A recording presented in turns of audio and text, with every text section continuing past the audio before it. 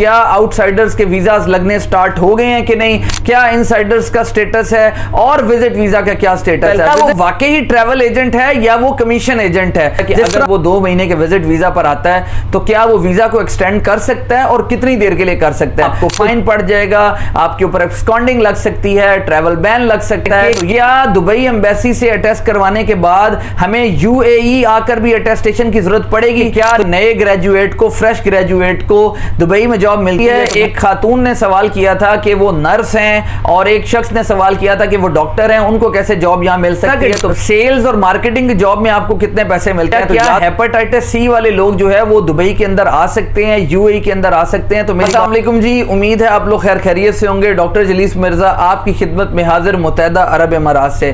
जैसा कि आप जानते हैं कि दुबई के प्लेटफॉर्म से डेली बेसिस पर मैं आपके लिए नई से नई अपडेट लेकर आता रहता हूं। तो आज की न्यू अपडेट और डेवलपमेंट ये है कि अब आप देखेंगे कि बहुत सारे यूट्यूब चैनल्स के ऊपर आपको ये कहा जाएगा कि जी वीजाज लग रहे हैं, वीजाज निकल रहे हैं, आउटसाइडर्स के भी निकल रहे हैं, इनसाइडर्स के भी निकल रहे हैं। मैंने तो आपको ये बात पहले ही बता दी थी, मैं डेली बेसिस पर आपको क्लियर करता हूं कि दुबई के वीजाज मुकम्मल तौर पर ओपन है। वीडियो को मुकम्मल देखिएगा, चैनल को सब्सक्राइब कीजिएगा और बेल आइकन को जरूर क्लिक कीजिएगा ताकि ज्यादा से ज्यादा updated information from the platform of Dubai में आप लोगों के लिए लेकर आता रहूं। आज बहुत ही जरूरी सवालात हैं जिनके जवाब देना मैं समझता था कि बहुत जरूरी है। बहुत सारे लोगों की तकरीबन इस चीज के अंदर कंफ्यूजन है। मैंने 5 से 6 सवाल पिक किए हैं जिनका आज मैं आपको जवाब देने जा रहा हूं और साथ में आपको यह भी बताने जा रहा हूं क्या आउटसाइडर्स के वीजाज लगने स्टार्ट हो गए हैं कि नहीं, क्या इनसाइडर्स का स्टेटस है और विजिट वीजा का क्या स्टेटस है। विजिट वीजा का स्टेटस तो आपको मैंने बता दिया है कि लग रहे हैं वीजे, किसी किस्म का प्रॉब्लम नहीं है।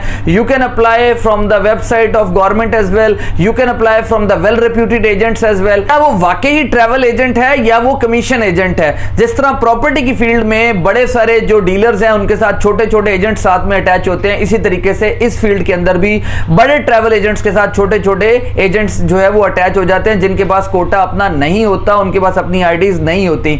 तो चलें स्टार्ट करते हैं। सबसे पहले सवाल का आज आपको जवाब देने वाला हूं। सबसे पहला इंपॉर्टेंट सवाल जो आज हमारे सब्सक्राइबर ने पूछा है कि अगर वो 2 महीने के विजिट वीजा पर आता है तो क्या वो वीजा को एक्सटेंड कर सकता है और कितनी देर के लिए कर सकता है? तो जी हां जनाब, जब आपका विजिट वीजा एक्सपायर होने वाला होता है आप अपना विजिट वीजा 1 मंथ के लिए एक्सटेंड करवा सकते हैं। जब आपका वो भी एक्सपायर होने वाला हो, अगर आप चाहते हैं कि मजीद रुकना चाहते हैं, आप मजीद 1 महीने के लिए एक्सटेंड करवा सकते हैं। तो ये आपके ऊपर डिपेंड करता है कि आप कितना अफोर्ड कर सकते हैं। आप जब तक मर्जी आप इसको एक्सटेंड करवा सकते हैं, लेकिन ओवर स्टे नहीं होना, आपको फाइन पड़ जाएगा, आपके ऊपर एब्सकॉन्डिंग लग सकती है, ट्रैवल बैन लग सकता है। तो ये चीजें बहुत इंपॉर्टेंट है जो मैंने आपको बता दी हैं। अब एमनेस्टी पता नहीं कब आएगी कब नहीं आएगी, तो ये काम हमने नहीं करने, जिसकी वजह से हमारे हरे पासपोर्ट के ऊपर प्रॉब्लम्स जो है वो आती हैं और चंद लोगों की वजह से मुल्क का नाम बदनाम होता है। नंबर 2 सवाल जी, जिसको मैं समझता था बहुत जरूरी है। कुछ लोगों का कॉन्सेप्ट ये है कि जी हम पाकिस्तान में ही दुबई एम्बेसी से स्टैंप करवा लें तो बस काम खत्म। तो उनका सवाल ये है कि क्या दुबई एम्बेसी से अटेस्ट करवाने के बाद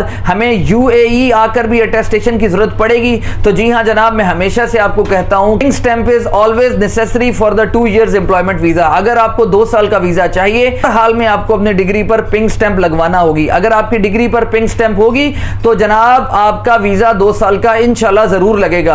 पिंक स्टैंप मोफा यूएई को कहते हैं, यानी ministry of foreign affair UAE की जो स्टैंप है उसका कलर पिंक होता है। तो ये पाकिस्तान से आपने पहले मिनिस्ट्री ऑफ फॉरेन अफेयर से अटेस्टेशन करवानी है, उसके बाद आपने यूएई एम्बेसी इस्लामाबाद या पाकिस्तानी कॉन्सुलेट दुबई से अटेस्टेशन के बाद आखिरी स्टेप होता है ministry of foreign affair UAE pink stamp, जो कि बहुत जरूरी है और वो सिर्फ दुबई से लगती है। नंबर 3 जो सवाल है बड़ा इंपॉर्टेंट है, वो है जी कि क्या नए ग्रेजुएट को, फ्रेश ग्रेजुएट को दुबई में जॉब मिलती है? तो भाई मेरा आपसे सवाल है, जब भी कोई कहीं पे आता है, जब भी कहीं पे जाता है तो हमेशा वो फ्रेश ही होता है। फॉर एग्जाम्पल आखिर जो लोग यहां पर लगे हुए हैं तो वो भी तो कभी जिंदगी में फ्रेश आए ही होंगे ना, तो डेफिनेटली फ्रेशर्स को जॉब मिलती है। सैलरी पैकेज होता है एज कंपेयर टू एक्सपीरियंस वो जरा कम होता है। बाकी slow and study wins the race. मैं हमेशा से कहता हूं खुदा उनकी मदद करता है जो अपनी मदद आप करता है। God helps those who help themselves. पर 4 सवाल जी बहुत जरूरी है। एक खातून ने सवाल किया था कि वो नर्स हैं और एक शख्स ने सवाल किया था कि वो डॉक्टर हैं, उनको कैसे जॉब यहां मिल सकती है? तो ब्रदर आपको यहां पर आकर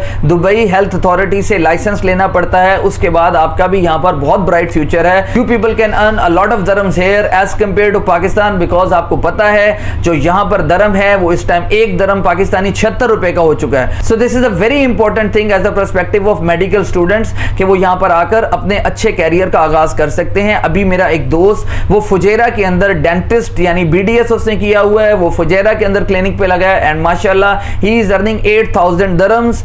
और जो सबसे बड़ी बात है, अब कुछ लोग कहेंगे यार इतना पढ़ने के बाद भी 8000 दरम, तो भाईजान आप ये देखें कि पाकिस्तान में रहकर आप कितना कमा रहे हैं। तो शुक्र अदा करें अल्लाह का, हर हाल में अल्लाह का शुक्र अदा करना चाहिए and always try to achieve something bigger. मैं हमेशा कहता हूं कि आने वाले जो 4-5 साल हैं it will be different from the past 5 years. हमेशा जहां पे आप खड़े होते हैं आने वाले 5 सालों के बाद you will be at the better place.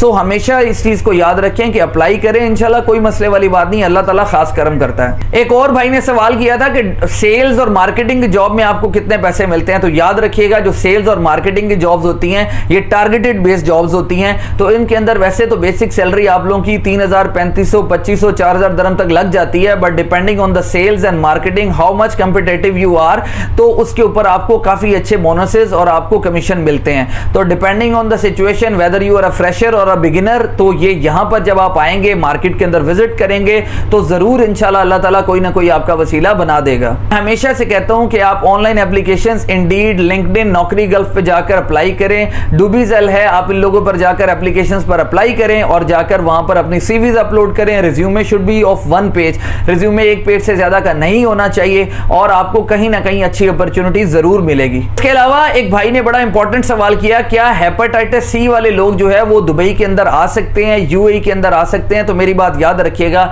जहां तक मेरी नॉलेज है, जहां तक मेरे पास इंफॉर्मेशन है, जिस शख्स को हेपेटाइटिस है वो शख्स यूएई ट्रैवल नहीं कर सकता, क्योंकि वो गल्फ कंट्रीज के अंदर कहीं भी जॉब नहीं कर सकता, जो मेरे पास नॉलेज है।